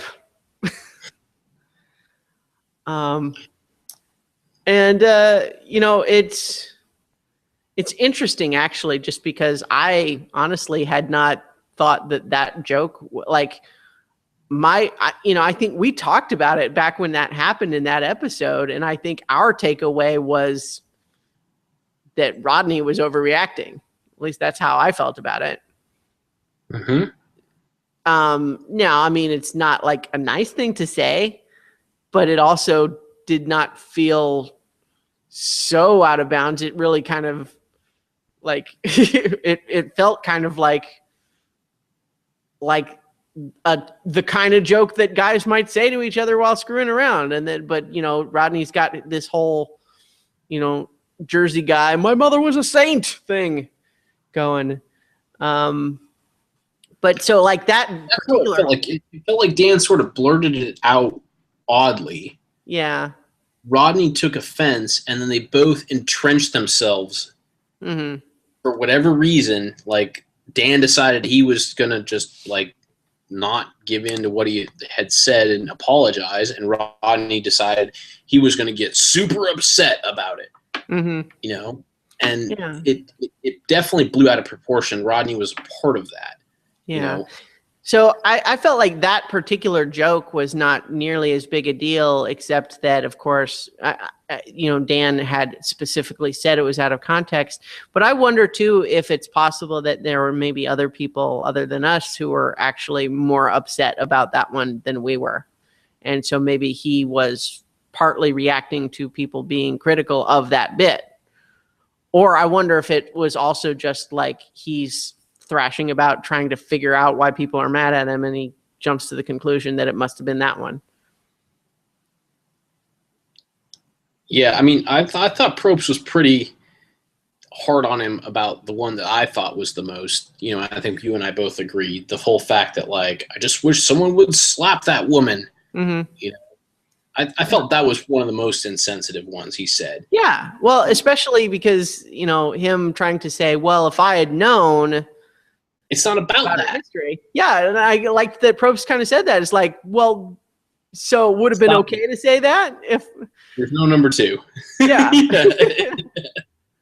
Because Dan's like, number one, if I had known about her history, I wouldn't have said it. Dan, stop right there. There's no number two. What you've just said now is that depending on someone's history, it may or may not be okay to slap them around. Yeah. And I liked that Probst tried to tease out this thing too. It's like, look, you say you have no prejudice against women, and I'm not going to call you a liar, but has it ever occurred to you that people interpret your behavior as you having a prejudice against women? And that those people are, like, just because you think that they are wrong to feel that way does not mean that you're not doing something to make them feel that way. So like my last note there was just like he's quick to apologize, but does not seem interested in actually trying to prevent this kind of thing from happening in the future. He still doesn't get it. He feels like, well, I ought to be able to just say whatever I want. And sometimes people get mad. I don't know why. He almost tried to make it sound like that was an endearing thing about him. Like, yeah. I mean, I put my foot in my mouth all the time. Yeah, like, that's not good. Yeah, that's just who I am. I say stupid shit. Might want to work on that then. Yeah. Yeah. So in anyway, now it's time to talk about Will. That's actually what I wrote in my notes. Yeah. So he says he apologized at Ponderosa and then sent a text after the episode, and she's just like, no, that's not what happened. Yeah, you kind of said, oh, it's all a game. And basically still, and I, we kind of talked about Will already. And I suppose that I think he's just uncomfortable and embarrassed, and it's making him a bit defensive. And so yeah, he kind of tries to make a better effort, but she's just sort of feeling like, well, I mean, at this point, like, I don't want to be on the spot now of having to forgive you on live TV after what you did. And so she's reluctant to just kind of fully accept his apology, because she's feeling like, well, what, I forgive you and then you just go on to do this to somebody else? And then that's when his wife was yelling that, oh, he never treats anybody that way. And I was thinking, yeah, except that that's what we're talking about, is that he did. That he did. And we all saw it on TV. On TV, yeah. Yeah. So, and then of course, Rodney's birthday. But that's really all I had notes for before we got the second chance. All that happened. Yeah. And then Probst was like, I mean, we were going to get into Rodney's comments about women, but we've got this other thing we got to go do. Yeah. Well, and what a disaster that whole process was. Like, that's why I watched it twice, because I watched all of this twice, and it was weird the second time. Yeah, like well, and just it seems like, I feel like it was immediately obvious to me what the flaw in this arrangement was going to be as soon as he started doing it. Even though the first couple of rows, like, everyone he was talking to got to go, I was just like, they're not seriously doing it like this, are they? He's going to have to tell people they didn't make it on live TV? That's horrible. That's awful. I couldn't believe that they chose to do it that way. Oh, they like, even if people are finding out on live TV, I will say it was kind of cool, the idea that they literally all brought their bags and had to literally just get right on the bus. That was kind of cool. Right. It seemed like they sacrificed the other weird part of it for the coolness of that. Yeah. Know? So I feel like it would have been much better to just, not in the audience, just announce who made it. And just, like, if you didn't make it, just don't say them. You don't have to then have a close-up camera on them while Probst says, and you didn't get picked. I know, and especially the people that he like felt. Yeah, and you could tell the people he felt extra bad about, because he would like say, you didn't get picked, but that doesn't mean you can't come back another time. Well, and then not only that, but then see, the problem there is like, well, what about the people who he doesn't even say that stuff to? Like, no, you didn't get picked. And then they're like, well, but I don't even get a half-hearted apology. Just and all this is still on live TV. When they're going like, and there's like 3 people in the row, and be like, 2 of you made it. Yeah. Joe. Yeah, I hate when they do that on Didn't make it. It was so terrible. It was like early season American Idol Ryan Seacrest stuff. and I Probst is important enough at that on the show at this point that I feel like he maybe could have vetoed it, and maybe he just didn't fully appreciate how awkward it was going to be up front. I feel like he must not have, well, he kind of said as much, but it just also seems like I would have expected him to have been able to hear this idea. Like, I feel like, it's easy from a, backseat driver's perspective to say, but like, I just immediately was thinking, what are they going to do for the people who didn't make it? And it was just as awful and awkward as I had anticipated. It was. Oh, it's terrible. But so in any case, let's talk about the people who did make it. I do have the list.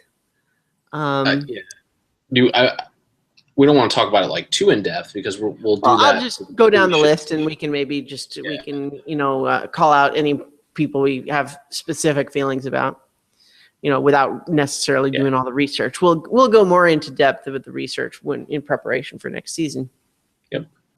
But so first we have Kelly Wigglesworth, who was the runner-up, the rat who was eaten by the snake, all the way back in season 1, Survivor Borneo. Thumbs up on that one. Yep. I think it's very cool to get some of these people from the early seasons. We got Jeff Varner, who was in season 2, Survivor of the Australian Outback. He finished 10th place that time. I don't really remember him at all. No. Kimmy Kappenberg, also from season 2, and her finish was 12th place. Kimmy and the chickens, right? Yeah. I will always wave my finger in your face. Andrew Savage from season 7, Pearl Island, who finished 10th place. Terry Dietz from season 12, Panama, who got 3rd place that season. Was one of the people, by the way, who had 5 individual wins, just like Mike. Oh, there you go. Hey, quiet, Lena. Come on. PG Law from Survivor China, season 15, who got 5th place that season. Oh, yikes. Got an ad auto-playing on my website here. Okay. Stephen Fischbach from season 18, Token Jeans, who was the runner-up to JT. He was one of the people we actually talked about last time, just in the sense that I remembered him, and I think he's an excellent choice to get a second chance. Yes. Monica. Because he and JT played so close together, Yeah, and it was just like unfortunate that he really wasn't able to separate himself from JT right at the end, but they were really partners most of the way through. Yep. Monica Padilla from season 19, Samoa, 7th place finish. I vaguely recall liking her, but I'm not sure. I'm not 100% sure. I'm not confusing her with someone else. And then Avi Maria Gomez from season 25, Philippines, who got 5th place and was one of the only people that I kind of actively didn't want to get picked because she was so annoying. She'll probably go pretty early, I think. Oh, maybe. She did get 5th place last time. Yeah, we'll see. Yeah. Sierra Easton from season 27, Blood versus Water, 5th place. And I think that she was another one of the ones that we were both on board for. Because she was really just kind of handcuffed to her mom the last time. So it'll be nice to see how she does on her own. Vitas Baskauskas, also from Blood versus Water, the older brother to Eris, who got 10th place. So Vitas got 10th place. Eris did better than that. I'm happy for him. I want to see him work on his own outside of his little arc. I want to see what he does just on his own. Yeah, it was a neat narrative to have the two brothers in that season. But yeah, I agree. I'd like to see him on his own too. And then we got Cass, aka Chaos Cass McQuillan, from season 25, Cagayan, who got 3rd place that season. Sure. She was fine. Yeah. Spencer, Spencer Bledsoe from season 28, Kagayan. We got several people from that season who got 4th place. We liked him, and in particular, I think we liked that we were so surprised how much we liked him. Yep. Tasha Fox from Survivor Kagayan got 6th place. I also liked her. Mm-hmm. Wu from Survivor Kagayan, who was 2nd place, runner-up. Also definitely was one of my choices to go. And then Jeremy Collins from just last season, Survivor San Juan del Sur, who got 10th place. I'm definitely eager to see him play again. He definitely was another one of the people who kind of got stuck in his blood versus water narrative because his wife got voted off so soon. Then we also got Keith Nail from Survivor San Juan del Sur, who got 4th place. He's another guy who would be fun to see come back. Yep. Kelly Wentworth, who got 14th place in Survivor San Juan del Sur, and I feel like I suddenly don't remember anything about her. Maybe if I looked at her picture again, but I don't have it here. And then also just from this most recent season, we have Joe Englim, who was pretty much a sure thing. I bet he probably got more votes than anybody else on the list. Just given how, he's recent, people know who he is. Yep. And then Shireen Oskoi, which I feel like I don't think I've ever seen her last name before now that I think about it, who got 8th place this time. As we said last time, I was a little bit iffy on what I thought about her because I liked her okay, but was thinking maybe Survivor's not where she needs to be. She seems a little bit fragile. Maybe. I guess maybe we'll see. I mean, she's playing with a different set of people this time, so it may. That's true. Well, and maybe just getting to play a second time makes a difference too for some people because they're just a little bit more prepared for what happens to you when you're that exhausted and hungry and so on. Up here, yeah. All right, so we'll see. But what an interesting season in the sense that there was, Probst had said at the end of last season that he thought this season was going to be one of the best ever. And I think there were some stretches where we were like not sure what he was talking about. But then by the end, it kind of turned around, and I feel like it was pretty good. It ended up being a really good season. There were some pieces in there where stuff was happening, but it was hard to acknowledge if it was good or not because we didn't like what was happening. Yeah.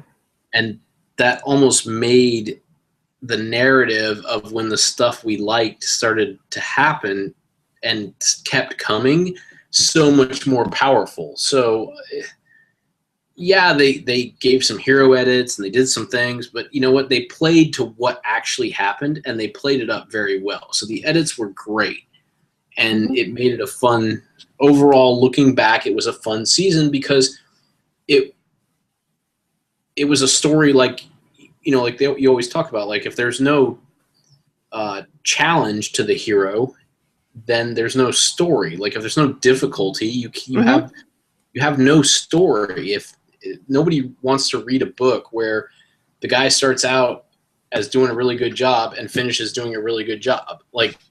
Something has to happen in between. And that's what this season did, is he went up against adversity. He was likable, but not super likable at the beginning because he was kind of too bossy and a little, didn't quite fit in with everybody. And then he started to gain his momentum as the Blue Tribe was really starting to do well. And then he had this huge setback that he brought on himself. Yeah. And he had to persevere through that. And I mean, it was a true narrative. And that made it fun. It does. The fact that he actually ended up winning reframes a lot of the stuff that wasn't as fun at the time. And that is cool. And so I think that kind of it ends up turning the whole season around into feeling more positive, like we ran the gauntlet and came out victorious. even if it wasn't always fun episode to episode. Right, but that's like any good story. Mm-hmm. If you're always happy with and feel content about where your hero's at, then it's not a good story. Like, there has to be that part where you're like, man, this sucks. Like, are they going to get out of it? And the best part about Survivor and being a reality show is you don't know, like when you're reading the book, yeah, you're pretty sure that the guy who's on the cover is going to make it to the end. Yeah. But here, we didn't know that was going to happen. And that made it all the much more rewarding. So, yeah. So that was season 30. Survivor. Yeah, I know. Crazy, right? And, even just we've been doing it a long time. I think we started with a fall season, and so it'll be 9 years when we come up to the next fall season. If I'm not misremembering, it was because I think Vanuatu was the first one that we watched together, but we didn't do the podcast until the next one. Right. Yeah. I could look it up, but I'm not gonna. It's about that long, so deal with the uncertainty, people. But yeah, so I think that probably does it for this episode and this season. And hopefully with this next coming season, we won't be quite so busy when it's coming up. So we'll manage to do a pre-show, and we'll handicap and refresh everybody's memories about some of these second chancers. All right. Good night, everybody. Thanks for listening. Good night.